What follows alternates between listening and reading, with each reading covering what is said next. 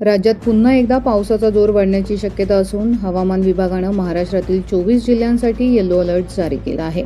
पुढील काही तासात अनेक भागांमध्ये जोरदार पाऊस, मेघगर्जना आणि विजांचा कडकडाट, वादळी पावसाची शक्यता वर्तवण्यात आली आहे. मान्सूननं संपूर्ण राज्य व्यापल्यानंतर काही दिवस पावसाचा जोर कमी झाला होता. मात्र आज कोकण आणि मध्य महाराष्ट्रात तुरळक ठिकाणी मुसळधार पावसाचा अंदाज व्यक्त करण्यात येतोय.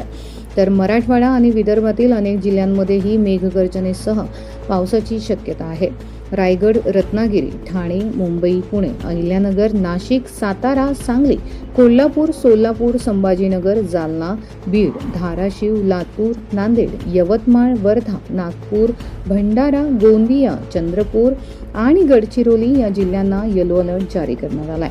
नागरिकांना आवश्यक तेव्हाच घराबाहेर पडावं, नदी नाल्यांच्या परिसरात जाणं टाळावं आणि हवामान विभागाच्या सूचनांचे पालन करावं असं आवाहन प्रशासनाकडून करण्यात येत आहे.